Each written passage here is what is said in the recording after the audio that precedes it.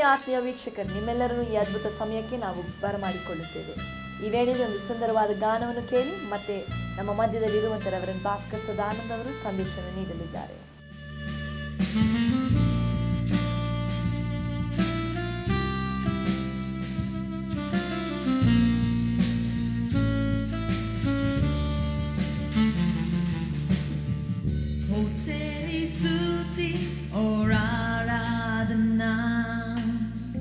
करता हूँ मैं तुझसे हे प्रार्थना, महिमा से तेरी तू इस जगह को भर, जो भी तू चाहे तू यहाँ पर कर.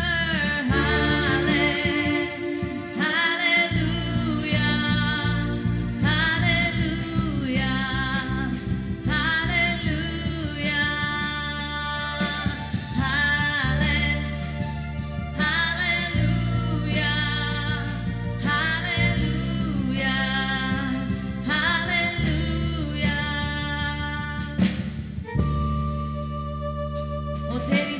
और आराधना करता हूँ मैं तुझसे ये प्रार्थना.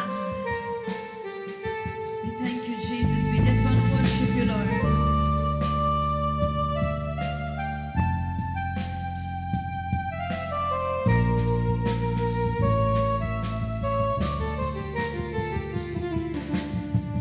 हो तेरी स्तुति और आराधना करता हूँ हे प्रार्थना, महिमा से तेरी तू इस जगह को भर, जो भी तू चाहे तू यहाँ पर कर.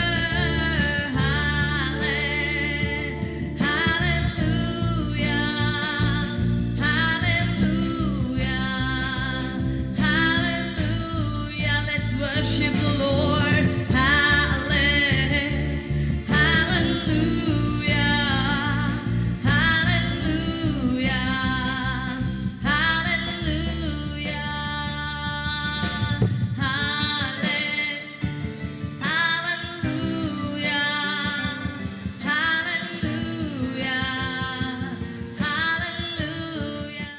ಪ್ರೀತಿಯುಳ್ಳ ಅದ್ಭುತ ಸಮಯದ ವೀಕ್ಷಕರೇ, ಮತ್ತೊಮ್ಮೆ ನಿಮ್ಮನ್ನು ನೋಡುವಾಗೆ ನಿಮ್ಮ ಮನೆಗಳಿಗೆ ಅದ್ಭುತ ಸಮಯದ ಸಂದೇಶವನ್ನು ಹೊತ್ತು ತರುವಾಗೆ ಕರ್ತನ ಕೃಪೆ ಮಾಡಿದ್ದಕ್ಕೆ ದೇವರಿಗೆ ಸ್ತೋತ್ರ ಸಲ್ಲಿಸ್ತಾನೆ.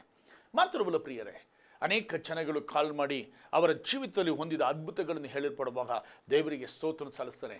ಮಾತ್ರವಲ್ಲ, ಈ ಒಂದು ಅದ್ಭುತ ಸಮಯಕ್ಕೋಸ್ಕರವಾಗಿ ನಾನು ದಿನಾಲೂ ಪ್ರಾರ್ಥನೆ ಮಾಡ್ತಾ ಇದ್ದೇನೆ ಅಂತ ಅಂದ್ಬಿಟ್ಟು ಹೇಳಲ್ಪಡುವ ಅನೇಕ ಜನಗಳಿಗೆ ಅದರ ತಕ್ಕ ಫಲವನ್ನು ಕರ್ತನ ಕೊಡಲಿ ಎಂದು ಹೇಳಿ ದೇವರನ್ನು ಪ್ರಾರ್ಥಿಸುವನಾಗಿದ್ದೇನೆ. ವಿಶೇಷವಾಗಿ ಈ ದಿನ ನಿಮ್ಮೊಂದಿಗೆ ಹಂಚಿಕೊಳ್ಳುವ ಒಂದು ಸಂದೇಶವೇನೆಂದರೆ ದೇವರ ಆಶೀರ್ವಾದ. ಆಶೀರ್ವಾದ ಅಂತ ನಾನು ನೋಡುವಾಗ ಅನೇಕ ಸಮಯಗಳಲ್ಲಿ ನಾವು ಕ್ರಿಸ್ತವರಾಗಿದ್ದು ಸಭೆಗಳಿಗೆ ಹೋಗಿ ವೇದ ವಾಕ್ಯಗಳನ್ನು ಓದಿ ಪ್ರಾರ್ಥನೆ ಮಾಡಿ ದೇವರ ಸನ್ನಿಧಿಯಲ್ಲಿ ಕಾಣಲ್ಪಟ್ಟರೂ ನಮಗೆ ಆಶೀರ್ವಾದ ಬಹಳ ದೂರವಾಗಿದೆ. ಆಶೀರ್ವಾದಗಳನ್ನು ಹೊಂದಲಿಲ್ಲ. ಮನೆಯಲ್ಲಿ ಸಾಲ, ಪ್ರಶ್ನೆಗಳು, ಜಗಳ, ಈ ಥರವಾದ ಕಾರ್ಯಗಳನ್ನ ನಾವು ಏನು ಮಾಡ್ತೀವಿ, ಎಲ್ಲ ನೋಡ್ತಾ ಇದ್ದೀವಿ. ಆದರೆ ಮನೇಲಿ ದರಿದ್ರ, ಆದರೆ ಯಾವುದೋ ಒಂದು ಆಶೀರ್ವಾದಕ್ಕೆ ಬರ್ತಾನೆ ಇಲ್ಲ. ಕೆಲಸ ಸಿಗ್ತಾ ಇಲ್ಲ, ಮದುವೆಗೆ ಗಂಡ ಇಲ್ಲ, ಮದುವೆಗೆ ಹೆಣ್ಣು ಹುಡುಗರು ಸರಿಯಾಗಿ ಸಿಗ್ತಾ ಇಲ್ಲ. ಒಂದು ಮನೆ ಕಟ್ತೀವಿ, ಮನೆ ನಿಂತೋಗಿದೆ. ಒಂದು ಬಾಡಿಗೆ ಮನೆ ಹುಡುಕ್ತೀವಿ, ಸರಿಯಾದ ಬಾಡಿಗೆ ಮನೆ ಸಿಗ್ತಾ ಇಲ್ಲ. ಯಾವುದೋ ಒಂದು ಕಾರ್ಯಗಳು ಸಮಸ್ಯೆ ಮೇಲೆ ಸಮಸ್ಯೆ. ಆದರೆ ಅವರಿಗೆಲ್ಲ ಏನಂದರೆ, ಹೇಗಾದರೂ ನಾನು ದೇವ್ರು ಹೋಗ್ತಿಲ್ಲ, ಚರ್ಚ್ಗೆ ಹೋಗ್ತೀನಲ್ಲ, ಚರ್ಚ್ಗೆ ಹೋದರೂ ಯಾಕೆ ಆಶೀರ್ವದಿಸಲ್ಪಡಲಿಲ್ಲ? ದೇವರು ಬೈಬಲಲ್ಲಿ ಅನೇಕ ವಾಗ್ದಾನಗಳು ಕೊಟ್ಟಿದ್ದಾರೆ. ವಾಗ್ದಾನಗಳು ಕೊಟ್ಟಿರುವಾಗ ಯಾಕದು ನಡೀತಾ ಇಲ್ಲ? ವಾಗ್ದಾನಗಳು ಹಾಗೆ ಉಳಿಯೋದ? ವಾಗ್ದಾನಗಳು ಯಾರಿಗೆ? ನಮಗಿಲ್ವಾ ಅಂತ ಕೇಳ್ಬೋದು. ಆದರೆ ದೇವರು ಯಾರನ್ನ ಆಶೀರ್ವದಿಸ್ತಾರೆ, ಯಾರು ಆ ಆಶೀರ್ವಾದಕ್ಕೆ ಪಾತ್ರರಾಗಿರ್ತಾರೆ, ದೇವರು ಯಾರನ್ನ ಆಶೀರ್ವದಿಸ್ತಾರೆ ಅಂತಂದ್ಬಿಟ್ಟು ನಿಮ್ಮ ಮಧ್ಯದಲ್ಲಿ ಕೊಡ್ತೀನಿ. ಅವರು ಮಾತ್ರ ಆಶೀರ್ವಾದಕ್ಕೆ ಪಾತ್ರರು. ಎಲ್ಲದಕ್ಕೂ ಒಂದು ಪಾತ್ರ ಅಂತ ಹೇಳ್ತೀವಲ್ಲ, ಆಶೀರ್ವಾದಕ್ಕೆ ಪಾತ್ರರು ಯಾರು ಅಂತಂದರೆ ಇವರು ಇಲ್ಲಿ ಕೊಡಲ್ಪಟ್ಟವರು. ನಾನು ಒಂದು ಸ್ವಲ್ಪ ಜನಗಳನ್ನ ಹೇಳ್ತೀನಿ. ಆ ಪಾಯಿಂಟ್ಗಳಲ್ಲಿ ನಾವಿದ್ದರೆ ನಾವು ಆಶೀರ್ವಾದಕ್ಕೆ ಪಾತ್ರರು. ಮೊದಲನೇದಾಗಿ ಆದಿಕಾಂಡ 1:27-28. ಹೀಗೆ ದೇವರು ಮನುಷ್ಯನನ್ನು ತನ್ನ ಸ್ವಾರೂಪ್ಯದಲ್ಲಿ ಉಂಟು ಮಾಡಿದನು. ದೇವರ ಸ್ವಾರೂಪ್ಯದಲ್ಲಿ ಅವನ್ನು ಉಂಟು ಮಾಡಿದನು. ದೇವರು ಅವರನ್ನು ಗಂಡು ಹೆಣ್ಣನ್ನಾಕಿ ನಿರ್ಮಿಸಿದನು. ಇದಲ್ಲದೆ ದೇವರು ಅವರನ್ನು ಆಶೀರ್ವದಿಸಿ, ನೀವು ಬಹು ಸಂತಾನವುಳ್ಳವರಾಗಿ ಹೆಚ್ಚಿರಿ, ಭೂಮಿಯಲ್ಲಿ ತುಂಬಿಕೊಂಡು ಅದನ್ನು ವಶ ಮಾಡಿಕೊಳ್ಳಿರಿ, ಸಮುದ್ರದ ಮೀನುಗಳ ಮೇಲೆಯೂ ಆಕಾಶದ ಪಕ್ಷಿಗಳ ಮೇಲೆಯೂ ಭೂಮಿಯಲ್ಲಿ ಚಲಿಸುವ ಎಲ್ಲ ಜೀವಿಗಳ ಮೇಲೆಯೂ ದೊರೆತನ ಮಾಡಿರಿ ಅಂದನು. ಆದಿಕಾಂಡ 1:27-28 ವಚನಗಳು ನಿಮಗೋಸ್ಕರ ಓದಿದೆ. ಇಲ್ಲಿ ಯಾರು ಆಶೀರ್ವಾದ ಹೊಂದಿದವರು ಅಂತಂದರೆ, ದೇವರು ಹೇಳಿದ್ರು ಇವರನ್ನು ದೇವರು ಆಶೀರ್ವದಿಸಿ ಭೂಮಿಯನ್ನು ದೊರೆತನ ಮಾಡಿರಿ, ಭೂಮಿಯನ್ನು ತುಂಬಿಕೊಳ್ಳಿರಿ ಅಂತ ಬೈಬಲ್ ಹೇಳ್ತದೆ. ಆದರೆ ನಾನು ಏನು ಹೇಳ್ತಾರೆ ಅಂದರೆ, ಮೊದಲನೇದಾಗಿ ಯಾರಿಗೆ ದೇವರ ಆಶೀರ್ವಾದ ಅಂತೇಳಿ ನಾನು ಈಗ ಹೇಳ್ತಾ ಇರೋದಂದರೆ, ಆದಿಕಾಂಡದಲ್ಲಿ ದೇವರು ಯಾರನ್ನೆಲ್ಲ ಆಶೀರ್ವದಿಸಿದ್ರು, ಇದಕ್ಕೆ ಕಾರಣಗಳೇನು ಅಂತ ನಾನು ಹೇಳೋದಕ್ಕೆ ಇಷ್ಟಪಡ್ತಾ ಇದ್ದೀನಿ. ಒಂದು, ದೇವರ ಸ್ವಾರೂಪ್ಯದಲ್ಲಿ ಸೃಷ್ಟಿಸಲ್ಪಟ್ಟವರು. ಯಾಕೆಂದರೆ ಮನುಷ್ಯರು ಇವತ್ತೆಲ್ಲ ಪಾಪಿಗಳಾಗಿದ್ದಾರೆ, ದೇವರು ಹುಡುಕ್ತಾ ಇದ್ದಾರೆ, ದೇವರ ಹತ್ರ ಆಶೀರ್ವಾದ ಹೊಂದ್ಕೊಬೇಕು ಅಂತ ಯೋಚಿಸ್ತಾರೆ. ಆದರೆ ದೇವರ ಸನಿಹದಲ್ಲಿ ಯಾರಿಗೆ ಆಶೀರ್ವಾದ ಕೊಡ್ತಾರೆ ದೇವರು ಅಂದರೆ, ದೇವರ ಸ್ವಾರೂಪ್ಯಕ್ಕೆ ಬರುವರು. ಹಂಗಂದರೆ ನಾವಿವತ್ತು ಯೇಸು ಸ್ವಾಮಿನ ನಮಗೋಸ್ಕರ 2000 ವರ್ಷಗಳ ಹಿಂದೆ ಯೇಸು ಕ್ರಿಸ್ತನು ಈ ಲೋಕಕ್ಕೆ ಬಂದು ಆತನ ಶಿಲುಬೆಯಲ್ಲಿ ಚಡಿಯಲ್ಪಟ್ಟು ನಮಗೋಸ್ಕರ ರಕ್ತವನ್ನು ಸುರಿಸಿ, ಆ ರಕ್ತದಿಂದ ನಮಗೆ ಪಾಪದಿಂದ ಬಿಡುಗಡೆ ಆಗುವ ಹಾಗೆ ಕರ್ತೊಂದು ಕೃಪೆಯನ್ನು ಕೊಟ್ಟರು. ಆ ರಕ್ತದಿಂದ ನಮಗೇನಾಗುತ್ತೆ, ಬಿಡುಗಡೆ ಉಂಟು. ಮಾತ್ರವಲ್ಲ ಪ್ರಿಯರೇ, ಆತನು ಸತ್ತು 3 ದಿವಸ ಪುನರುತ್ಥಾನ ಹೊಂದಿದ ಕರ್ತನು, ನಮ್ಮೊಂದಿಗಿರುವ ಆತನು. ಆದ್ದರಿಂದ ಇವತ್ತು ಕಾರಣ, ಆ ಸಮಯಗಳಲ್ಲಿ ಯೇಸು ಕ್ರಿಸ್ತನು ಏನು ಮಾಡಿದ್ರು, ಕರ್ತನು ಆದಾಮನನ್ನು ಹವ್ವಳನ್ನು ತನ್ನ ಸ್ವಾರೂಪ್ಯದಲ್ಲಿ ಸೃಷ್ಟಿಸಿದಾಗ ಸೈತಾನ್ ಏನು ಮಾಡಿದ ಗೊತ್ತಾ, ಅವರನ್ನು ವಂಚಿಸಿ ಅದು ತಿನ್ನಬಾರದ ಹಣ್ಣನ್ನು ತಿನ್ನುವುದಕ್ಕೆ ಅವರಿಗೆ ಏನು ಮಾಡೋ ಉಪದೇಶ ಹೇಳ್ದ, ವಂಚಿಸ್ದ. ಯಾವಾಗ ಅವರು ತಿಂದರು ಅವಾಗ ಪಾಪ ಮಾಡಿದ್ರು. ಪಾಪ ಮಾಡಿದ್ರಿಂದ ತನ್ನ ಆಶೀರ್ವಾದ ಕಳ್ಕೊಂಡ್ರು, ಏದೇನು ತೋಟನ ಕಳ್ಕೊಂಡ್ರು, ಎಲ್ಲ ಹೋದರು. ಆದರೆ ಮತ್ತೊಮ್ಮೆ ಯೇಸು ಕ್ರಿಸ್ತನು 2000 ವರ್ಷಗಳ ಹಿಂದೆ ನಮಗೋಸ್ಕರ ಆತನ ಶಿಲುಬೆಯಲ್ಲಿ ಚಡಿಯಲ್ಪಟ್ಟು ಏನು ಮಾಡೋದು ಗೊತ್ತಾ, ಶಿಲುಬೆಯಲ್ಲಿ ಎಲ್ಲ ಕಾರ್ಯಗಳನ್ನು ಜಯಿಸಿದ್ರು. ಸೈತಾನ ಕ್ರಿಯೆಗಳನ್ನೆಲ್ಲ ನಾಶ ಮಾಡಿದ್ರು. ಆ ಕಾರ್ಯಗಳನ್ನು ತೆಗೆದುಕೊಂಡು ತನ್ನ ಸ್ವಾರೂಪ್ಯದಲ್ಲಿ ಉಂಟು ಮಾಡುವುದಕ್ಕೆ, ದೇವರ ಸ್ವಾರೂಪ್ಯದಲ್ಲಿ ಏನು ಮಾಡಿದರೆ ನಮ್ಮನ್ನು ದಿನೇ ಆತನ ಸ್ವಾರೂಪ್ಯವಾಗುವ ಹಾಗೆ, ಪೌಲ ಹೇಳ್ತಾನೆ, ನಾನು ಹಂಬಲಿಸುತ್ತಾ ಇದ್ದೇನೆ ಆತನ ಸ್ವಾರೂಪ್ಯವಾಗುವ ಹಾಗೆ. ಬೈಬಲ್ ನೋಡ್ತೀವಿ 1 ಯೋಹಾನ 3:7 ಇವಾಗ ನಾವು ದೇವರ ಮಕ್ಕಳಾಗಿದ್ದೇವೆ, ಮುಂದೆ ದೇವರ ಸ್ವಾರೂಪ್ಯದಲ್ಲಿ ಇರುತ್ತೇವೆಂದು ನಾವು ಬಲ್ಲೆವು. ಆತನ ಸ್ವಾರೂಪ್ಯಕ್ಕೆ ನಾವು ತಗೊಂಡುಕೊಳ್ಳುತ್ತೀವಿ. ಆದ್ದರಿಂದ ಇವತ್ತು ನಾವು ಮನುಷ್ಯರಾಗಿದ್ದೇವೆ. ನಮ್ಮ ಜೀವಿತದಲ್ಲಿ ಹುಟ್ಟುವಾಗ ಮಕ್ಕಳಿಗೆ ಏನು ಹೇಳ್ತಾರೆ ಗೊತ್ತಾ, ಅಯ್ಯೋ ದೇವರ ಸ್ವರೂಪ ಅಂತ ಹೇಳಿ, ಅದಕ್ಕೆ ಪಾಪ ಗೊತ್ತಿಲ್ಲ, ಏನು ಗೊತ್ತಿಲ್ಲ.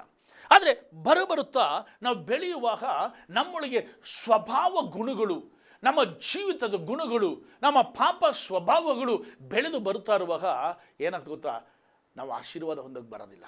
ನಾವು ಅದರಿಂದ ಹೊರಗೆ ಬರಬೇಕು ಅಂದರೆ ಯೇಸು ಕ್ರಿಸ್ತನ ಅರಿತುಕೊಂಡು, ಯೇಸು ಕ್ರಿಸ್ತನ ಸ್ವಭಾವವನ್ನು, ಯೇಸು ಕ್ರಿಸ್ತನ ಸ್ವರೂಪವನ್ನು ಕಳೆದುಕೊಂಡಿರುವ ನಾವು ಆತನು ಅಂಗೀಕರಿಸಿಕೊಳ್ಳುವಾಗ, ನಮ್ಮ ಸ್ವಭಾವಗಳು ಮಾರ್ಪಡುವಾಗ, ನಮ್ಮ ಸ್ವಾರೂಪ್ಯಗಳು ಮಾರ್ಪಡುವಾಗ ಏನಾಗ್ತದೆ ಗೊತ್ತಾ, ದೇವರು ನಮ್ಮನ್ನು ಆಶೀರ್ವದಿಸ್ತಾರೆ. ಮೊದಲು ಆತನ ಸ್ವಾರೂಪ್ಯದಲ್ಲಿ, ಆತನ ಗುಣಗಳಲ್ಲಿ ನಾವು ಭಾಗ್ಯಗಳು ಕಳ್ತ್ಕೋಬೇಕು. ಎಲ್ಲರಿಗೂ 100% ಆಗಲ್ಲ, ಆದರೆ ನಾವು ಟ್ರೈ ಮಾಡಬೇಕು, ಪ್ರಯತ್ನ ಮಾಡಿ ನಮ್ಮ ಗುಣಗಳನ್ನು ನಾವು ಸ್ವಲ್ಪ ಮಾರ್ಪಡಿಸಿಕೊಳ್ಳುವಾಗ ಏನಾಗ್ತದೆ ಗೊತ್ತಾ, ಕ್ರಿಸ್ತನು ನಮಗೆ ಆಶೀರ್ವಾದ ಕೊಡ್ತಾರೆ. 2ನೇ ಕಾರ್ಯಗಳು, ಆದಿಕಾಂಡ 9:1 ನಾವು ಹೀಗೆ ನೋಡ್ತೀವಿ. ಆದಿಕಾಂಡ 9:1 ನೋಡಬೇಕು ಅಂದರೆ, ದೇವರು ನೋಹನನ್ನು ಅವನ ಮಕ್ಕಳನ್ನು ಆಶೀರ್ವದಿಸಿ ಅವರಿಗೆ ಬಹು ಸಂತಾನವುಳ್ಳವರಾಗಿ ಹೆಚ್ಚಿರಿ ಅಂತಂದರು. ಯಾರನ್ನ?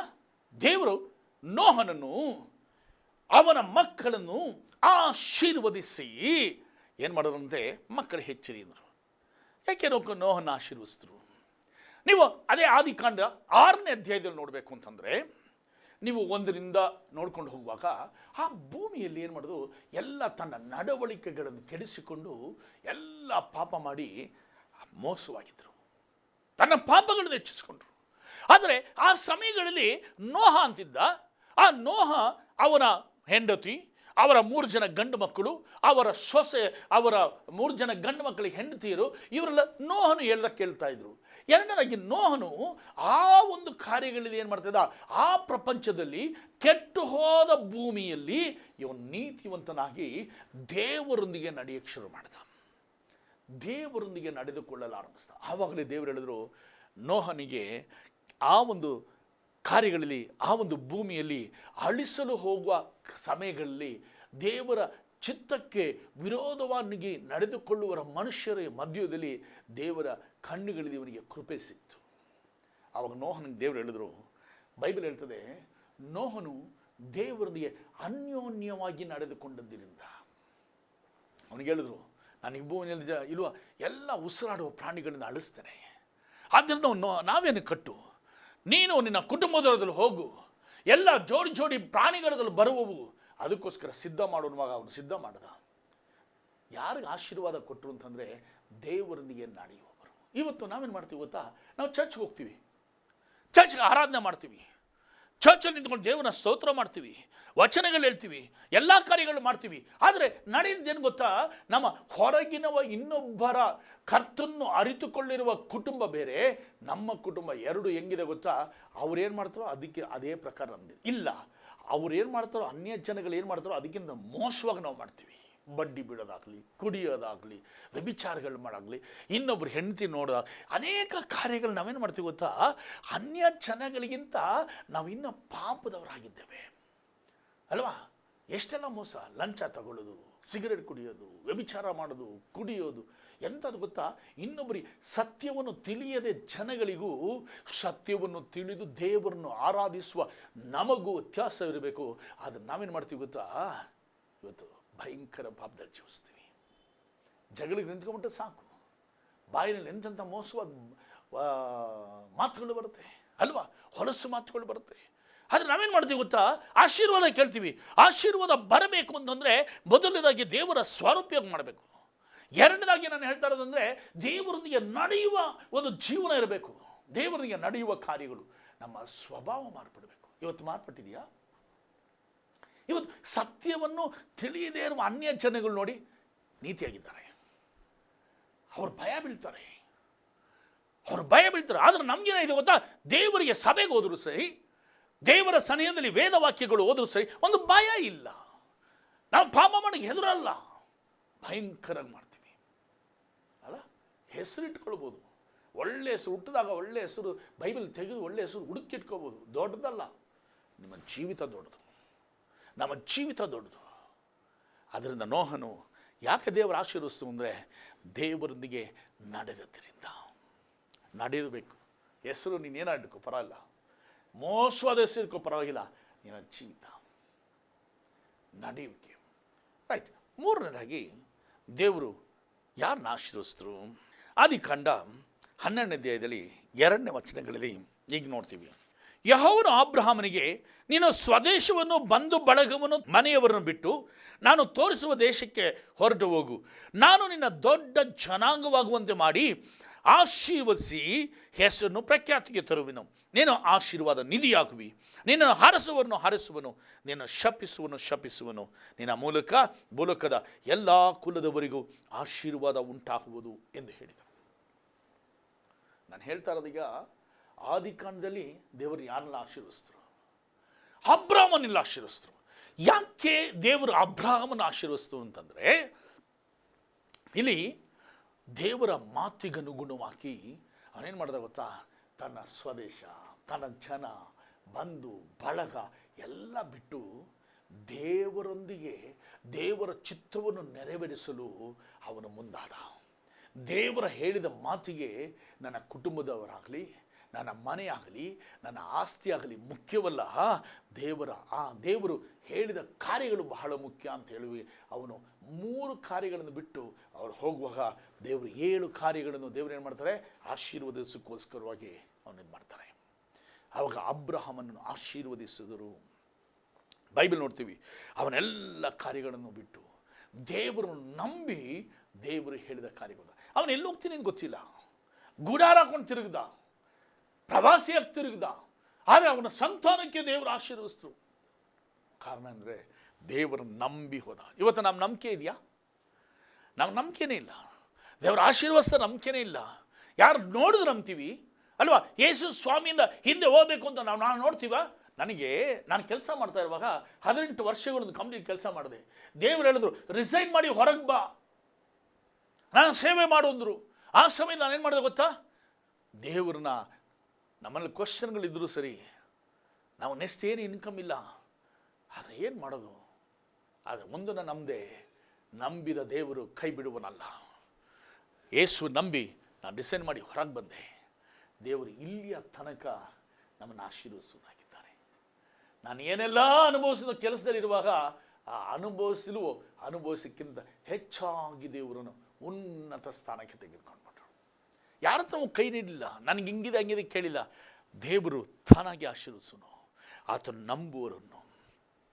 ನೀನಿವತ್ತು ಯಾವುದರಿಂದ ಬಿಟ್ಟು ಹೊರಗೆ ಬಂದಿದೆಯಾ? ಯಾವುದಾದ್ರು ಬಿಟ್ಟು ಹೊರಗೆ ಬಂದಿದೆಯಾ? ನೀನು ಯಾವುದಾದ್ರು ಕಾರ್ಯಗಳನ್ನು ದೇವರು ಬಿಟ್ಟು ಬಾ ಅಂದ್ರೆ ಬಿಟ್ಟು ಬಂದಿದೆಯಾ? ಒಂದು ಕಾರ್ಯಗಳು ನೀನು ಅಲ್ಲೂ ಇರಬೇಕು ಇಲ್ಲೂ ಇರಬೇಕು ಅಲ್ವಾ? 2 ಕಾರ್ಯಗಳನ್ನು ಅನುಭವಿಸ್ಬೇಕು. ಆದರೆ 2 ಕಾರ್ಯಗಳನ್ನು ಇದ್ದುಕೊಂಡು ಮಾಡಿದ್ರೆ ದೇವ್ರ ಸಮಯದಲ್ಲಿ ಕಾಣಲ್ಪಡೋದಿಲ್ಲ. 2 ಯಜಮಾನನಿಗೆ ಸೇವೆ ಮಾಡೋದು ಸಾಧ್ಯ ಇಲ್ಲ, ಒಬ್ಬನಿಗೆ ಮಾತ್ರ. ಅಬ್ರಹಾಮನಿಗೆ ದೇವರು ಆಶೀರ್ವದಿಸಿದ್ರು. ಕಾರಣ ಅವನು ದೇವರು ಹೇಳಿದ ತಕ್ಷಣ ಎಲ್ಲ ಕಾರ್ಯಗಳನ್ನು ಬಂದು ಬಳಗ ಮನೆ ಗಿನೆ ಎಲ್ಲ ಬಿಟ್ಟು ಸ್ಥಳಗಳನ್ನು ಬಿಟ್ಟು ಬಂದ. ನಿನ್ನ ದೇವರ ಸನಿಹದಲ್ಲಿ, ಅದಕ್ಕೋಸ್ಕರ ನಿನ್ನ ಮನೆ ಮಠ ಹೆಂಡತಿ ಎಲ್ಲ ಬಿಟ್ಟು ಬಂದು ಹೇಳಿಲ್ಲ ದೇವರು. ನಿನ್ನ ಸ್ಥಳ, ನಿನ್ನ ಜೀವಿತ, ನಿನ್ನ ಹಳೆಯ ಜೀವಿತವನ್ನು ಬಿಟ್ಟು ಬರುವಾಗ ಬೈಬಲ್ ಹೇಳ್ತದೆ, 2 ಕೊರಿಂಥಿ 5:17 ಹೇಳ್ತದೆ, ಒಬ್ಬರು ಕ್ರಿಸ್ತನಲ್ಲಿದ್ದರೆ ಹಳೆಯೆಲ್ಲ ಹೋಯಿತು, ಎಲ್ಲ ಹೊಸದಾಯಿತು. ಇವತ್ತಾಗಿದೆಯಾ? ನಮ್ಮ ಜೀವಿತದಲ್ಲಿ ಹೊಸದಾಗಿದೆಯಾ? ಇಲ್ಲ. ಅವಾಗ ಹೇಗೆ ಆಶೀರ್ವಾದ ಬರ್ತದೆ?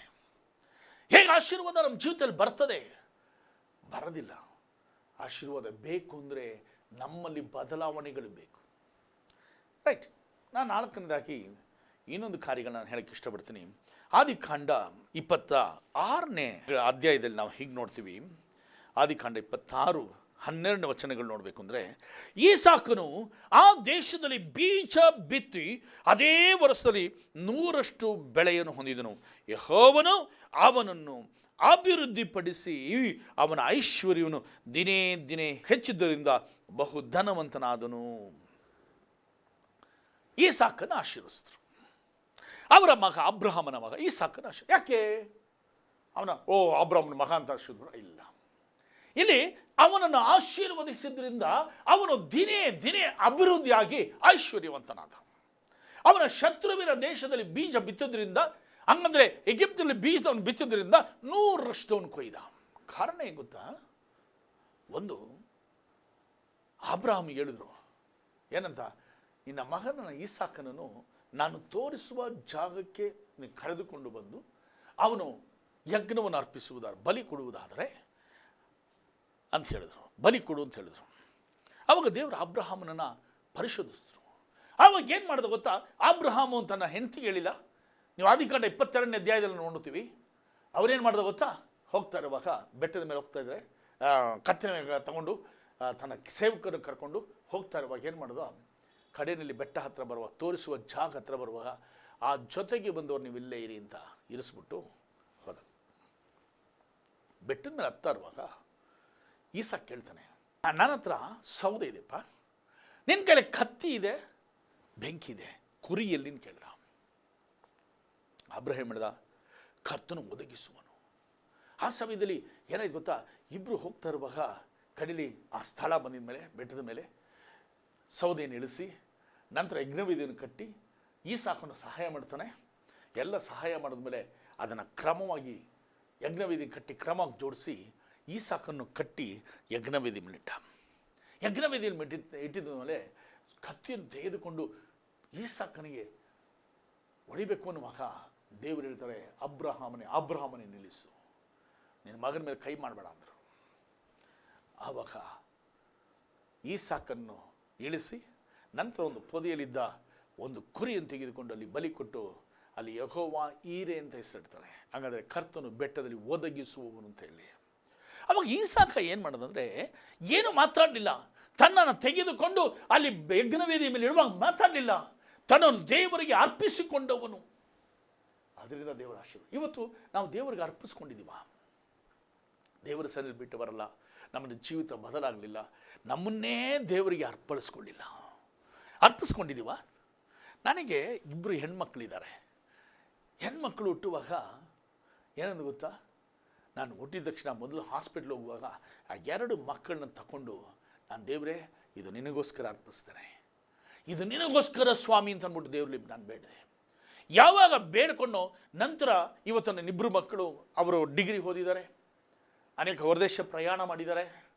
ಆದರೆ ನಾನು ಹೇಳಿದೆ, ಯಾವುದೇ ಕಾರಣದಿಂದ ನೀವು ಕೆಲಸ ಮಾಡಬಾರ್ದು ಅಂತ, ದೇವರ ಸೇವೆ ಮಾತ್ರ ಮಾಡಬೇಕು, ದೇವರ ರಾಜ್ಯವನ್ನು ಮಾತ್ರ ಕಟ್ಟಬೇಕು, ಅದಕ್ಕೋಸ್ಕರವಾಗಿ ನಮ್ಮನ್ನು ಕರೆದಿದ್ದು ಅಂತ ಅಂದ್ಬಿಟ್ಟು ದೇವರಲ್ಲಿ ನಾವೇನು ಮಾಡಿದೆ ಗೊತ್ತಾ, ಅರ್ಪಿಸಿ ದೇವರ ಸನ್ನಿಧಿ ಕೊಟ್ಟ ಮೇಲೆ ನಾವು ಅದಕ್ಕೋಸ್ಕರ ಡಾಕ್ಟ್ರು ಓದಿಸೋದೋ ಇಂಜಿನಿಯರ್ ಓದಿಸೋದೋ ಸಂಪಾದನೆ ಮಾಡೋ ಕಾಲ್ ಸೆಂಟರ್ಗೆ ಹೋಯ್ತು ಕಳಿಸ್ಲಿಲ್ಲ. ನಾವು ದುಡ್ಡನ್ನು ಸಂಪಾದನೆ ಮಾಡೋಕ್ಕೋಸ್ಕರ ಒಂದು ದಿವಸ ಪ್ರಯತ್ನ ಮಾಡಲಿಲ್ಲ. ಅವರ ಮೈಂಡಲ್ಲಿ ದೇವರ ರಾಜ್ಯ ಕಟ್ಟಬೇಕು ಅಂತ ಹೇಳಿ ಹೇಳಿ ಹೇಳಿ ಬೆಳೆಸುತ್ತೆ. ಪ್ರಿಯ ಅದ್ಭುತ ಸಮಯದ ವೀಕ್ಷಕರೇ, ನಾನು ಹೇಳುವುದು ದೇವರ ಸನಿಹದಲ್ಲಿ ನೀನು ಆಶೀರ್ವದಿಸಲ್ಪಡಬೇಕಂದ್ರೆ ಅಬ್ರಾಮ ಈಸಾಕನ್ನು ಯಾವ ಥರವಾಗಿ ಯಜ್ಞವೇದಿಯಲ್ಲಿ ತನ್ನನ್ನು ಅರ್ಪಿಸಿದನೋ ಅದೇ ಪ್ರಕಾರದಲ್ಲಿ ಈಸಾಕನ್ನು ತನ್ನ ದೇವರಿಗೋಸ್ಕರ ಸಮರ್ಪಣಿಸಿಕೊಟ್ಟನೋ ಆ ಥರವಾಗಿ ಇವತ್ತು ನಿಮ್ಮ ಜೀವಿತದಲ್ಲಿ ಯಜ್ಞವೇದಿಯಲ್ಲಿ ದೇವರ ಪಾದದಲ್ಲಿ ನೀವು ಸಮರ್ಪಿಸುವಾಗ, ನಾನು ದೇವರಿಗೆ ಅಂತ ಸಮರ್ಪಿಸುವಾಗ ದೇವರೇನು ಮಾಡ್ತಾರೆ ಗೊತ್ತಾ, ಪೂರ್ಣವಾದ ಒಂದು ಆಶೀರ್ವಾದ ಕೊಡ್ತಾರೆ. ನೀನು ನೆನೆಸದ ಆಶೀರ್ವಾದ ಕೊಡ್ತಾರೆ.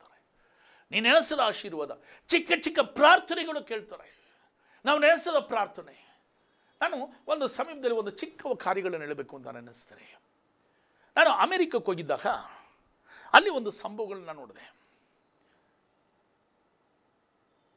ನಾನು ಅಲ್ಲಿ ಫ್ಲಾರಿಡಾದಿಂದ ಡಾಲಸ್ಗೆ ಒಂದು ಜಾಗದಲ್ಲಿ ಬಂದೆ, ಫ್ಲೈಟ್ನಲ್ಲಿ ಇಳಿಯುವಾಗ ಅಲ್ಲಿ ಏನಾಗಿದೆ, ನನ್ನ ಲಗೇಜ್ ಇತ್ತು. ಡಾಲಸ್ ಏರ್ಪೋರ್ಟ್ನಲ್ಲಿ ಇಳಿಯುವಾಗ ಅಲ್ಲಿ ಎಲ್ಲ ಇದಿದೆ, ಏನೋ ಟ್ರಾಲಿಗಳಿದೆ. ನಾನು ಟ್ರಾಲಿ ತೊಗೊಳ್ಬೇಕು ಅಂದರೆ ಅಲ್ಲಿ ಡಾಲರ್ನ ಏನು ಮಾಡಬೇಕು, ಪ್ಲಾಸ್ಟಿಕ್ ಕಾರ್ಡ್ ಕೊಟ್ಬಿಟ್ಟು ಏನು ಮಾಡಬೇಕು, ಪ್ಲಾಸ್ಟಿಕ್ ಕಾರ್ಡಲ್ಲಿ ಅದನ್ನು ಸ್ಕೈಪ್ ಮಾಡಿ ಟ್ರಾಲಿ ತೊಗೋಬೇಕು. ಕಟ್ಟಲ್ಪಟ್ಟಿದ್ದಾರೆ, ಎಲ್ಲ ಕಟ್ಟಿಬಿಟ್ಟಿದ್ದಾರೆ. ನನಗೆ ಬೇರೆ ದಾರಿ ಇಲ್ಲ. ಅಲ್ಲೊಂದು ಟ್ರಾಲಿ ನಿಂತಿತ್ತು. ನಾನು ಕೇಳಿದೆ, ಆ ಒಂದು ಟ್ರಾಲಿ ಇದೆ ಸ್ವಾಮಿ, ಅದು ನನಗೆ ಬೇಕು. ಈಗ ನನಗೆ ಡಾಲರ್ ಇದೆ, ಪ್ಲಾಸ್ಟಿಕ್ ಕಾರ್ಡಲ್ಲಿ ಪೇ ಮಾಡೋ ಸ್ಥಿತಿ ಇಲ್ಲ. ಅವಾಗ ಅದಕ್ಕೋಸ್ಕರ ಪ್ರಾರ್ಥನೆ ಮಾಡಿ ಸೈಲೆಂಟ್ ಆಗ್ಬಿಟ್ಟೆ. ದೇವರೇ ಆ ಟ್ರಾಲಿ ನನಗೆ ಬೇಕು ಅಂತೇಳಿ. ಬರ್ತಾವ್ರೆ, ಎಲ್ಲ ಟ್ರಾಲಿ ತೊಗೊಂಡು ಹೋಗ್ತಾವ್ರೆ. ಆ ಟ್ರಾಲಿ ಯಾರೂ ಮುಟ್ಟಲಿಲ್ಲ. ನಾನು ನೋಡ್ತಾ ಇದ್ದೀನಿ. ಕಡೆಯಲ್ಲಿ ಏನು ಮಾಡಿದೆ ಗೊತ್ತಾ, ಅದ್ರ ಮೇಲೆ ಹಾಕಿ ನೋಡಿದೆ, ಯಾರೂ ಕೇಳಿಲ್ಲ. ನಾನು ಕೆಟ್ಟೋಗಿರ್ಬೋದು ಅಂದ್ಕೊಂಡೆ. ಆಮೇಲೆ ನೋಡಿದ್ರೆ ಅದು ಕೆಟ್ಟೋಗಿಲ್ಲ, ಯಾರೋ ನನಗೋಸ್ಕರವಾಗಿ ಬಿಟ್ಟೋಗಿದ್ದಾರೆ ಅಂತ ಕಾಣುತ್ತೆ. ಯಾಕೆಂದರೆ ನನ್ನ ಪ್ಲಾಸ್ಟಿಕ್ ಕಾರ್ಡ್ ಇಲ್ಲ. ಕಡೆಯಲ್ಲಿ ಆ ಟ್ರಾಲಿನಲ್ಲಿ ತಗೊಂಡು ಆಮೇಲೆ ನಂತರ ಹೋಗಿ ನನ್ನ ಕಾರ್ಯಗಳನ್ನು ಮುಗಿಸಿ ಫ್ಲೈಟ್ ಹತ್ತಿ ನಾನು ಬಂದೆ. ಕಾರಣ ಏನಂದರೆ, ಒಂದು ನಾನು ಹೇಳುತ್ತೇನೆಂದರೆ, ದೇವರ ಸನಿಹದಲ್ಲಿ ನಿನ್ನ ಚಿಕ್ಕ ಪ್ರಾರ್ಥನೆಯು ಕರ್ತನು ಕೇಳುವನಾಗಿದ್ದಾನೆ. ಈಸಾಕ ತನ್ನ ಪೂರ್ಣವಾಗಿ ಅರ್ಪಿಸಿಕೊಂಡಿದ್ದರಿಂದ ಅವನು ಶತ್ರುವಿನ ದೇಶದಲ್ಲಿ ಅವನು ಬೀಜವನ್ನು ಬಿತ್ತುವಾಗ 100ರಷ್ಟು ಅವನು ಕೊಯ್ದ. ಅವನು ದಿನೇ ದಿನೇ ವೃದ್ಧಿಯಾಗುತ್ತಾ ಬಂದ. ದೇವರು ಅವನು ಆಶೀರ್ವದಿಸಿದ್ರು. ಅದಕ್ಕೆ ನಾನು ಹೇಳೋದೇನೆಂದರೆ, ನಾನು ಹೇಳಿದ 4 ಪಾಯಿಂಟ್ ಆದಿಕಾಂಡದಲ್ಲಿ ನಾನು ಹೇಳಿದೆ. ಮೊದಲು ದೇವರ ಸ್ವಾರೂಪ್ಯದಲ್ಲಿ ಸೃಷ್ಟಿಸಲ್ಪಡೋದ್ರಿಂದ ನಮಗೆ ಆಶೀರ್ವಾದ. ಎರಡನೇದಾಗಿ ನಾನು ಹೇಳಿದೆ, ಕೆಟ್ಟು ಹೋದ ಪ್ರಪಂಚದಲ್ಲಿ ದೇವರೊಂದಿಗೆ ನಡೆಯುವಾಗ ನಮ್ಗೆ ಆಶೀರ್ವಾದ. ಮೂರನೇದಾಗಿ ನಾನು ಹೇಳಿದೆ, ಅಬ್ರಹಾಮನು ಏನು ಮಾಡೋದು ಗೊತ್ತಾ, ದೇವರ ಸನ್ನಿಧಿಯಲ್ಲಿ ದೇವರ ಕರೆದ ಮೇರೆಗೆ ನಂಬಿ ತನ್ನ ಒಪ್ಪಿಸ್ಕೊಂಡು ಯೇಸು ಕ್ರಿಸ್ತನೊಂದಿಗೆ ದೇವರೊಂದಿಗೆ ಅವನು ನಡೆಯಕ್ಕೆ ಶುರು ಮಾಡ್ದ. ಎಲ್ಲ ಕಾರ್ಯಗಳು ಬಿಟ್ಟು ಬಂದ. ಅದಕ್ಕೆ ಆಶೀರ್ವಾದ. ಈಸಾಕನು ತನ್ನ ದೇವರಿಗೆ ಪೂರ್ಣವಾಗಿ ಅರ್ಪಿಸಿಕೊಟ್ಟದ್ದರಿಂದ 100ರಷ್ಟು ಆಶೀರ್ವಾದ. ಇವತ್ತು ನಿನ್ನ ಈ ಜೀವಿತಕ್ಕೆ ಆಶೀರ್ವಾದ ಬೇಕಾ? ನನ್ನ ಜೀವಿತದಲ್ಲಿ ದೇವರನ್ನ ಕೇಳು, ಒಪ್ಪಿಸಿಕೊಡು, ದೇವರ ಆಶೀರ್ವದಿಸ್ತಾರೆ. ಕಣ್ಣುಗಳು ಮುಚ್ಚಿ ಪ್ರಾರ್ಥಿಸೋಣ. ಪ್ರೀತಿಸುಳ್ಳ ಪರಮ ತಂದೆಯಾದ ದೇವರೇ, ಆಕಾಶವನ್ನು ಭೂಮಿಯನ್ನು ಉಂಟು ಮಾಡಿದ ಏಕೈಕ ದೇವನೇ, ಇವತ್ತು ಸ್ವಾಮಿ ನಿನ್ನ ಆಶೀರ್ವಾದ ಅವನಿಗೆ ಯಾಕೆ ಲಭಿಸ್ತಾ ಇಲ್ಲ? ನಾವು ಸಭೆಗೆ ಹೋದ್ರೂ ಯಾಕೆ ಆಶೀರ್ವಾದ ಕಾಣಲ್ಪಡಲಿಲ್ಲ ಅಂತಂದರೆ, ಇವತ್ತು ಈ ಸಂದೇಶದೊಂದಿಗೆ ನಮ್ಮೊಂದಿಗೆ ಮಾತಾಡಿದೆ. ದೇವರಿನ ಸನಿಹದಲ್ಲಿ ನಾವು ಬೇರ್ಪಟ್ಟು ನಿನ್ನ ಪಾದದಲ್ಲಿ ಕಾಣಲ್ಪಡುವಾಗ, ನಮ್ಮನ್ನು ಸಮರ್ಪಿಸಿಕೊಳ್ಳುವಾಗ ಎಲ್ಲ ಆಶೀರ್ವಾದಗಳನ್ನು ನಮ್ಮ ಜೀವಿತದಲ್ಲಿ ತಂದೊಡ್ಡವೆ, ನಮ್ಮನ್ನು ಮಾರ್ಪಡಿಸುವೆ.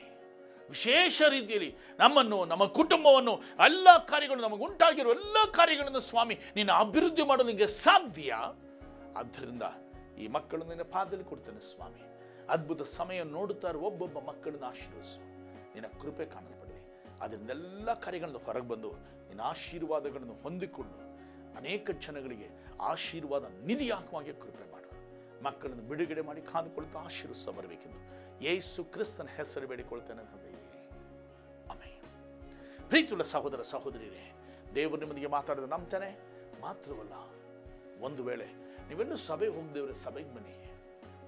ಕನ್ನಡ ಆರಾಧನೆ ಇದೆ, ತಮಿಳು ಆರಾಧನೆ ಇದೆ, ಇಂಗ್ಲೀಷ್ ಆರಾಧನೆ ಇದೆ, ಅನೇಕ ಬೇರೆ ಬೇರೆ ಕಾರ್ಯಗಳೆಲ್ಲ ನಮಗೆ ಇದೆ.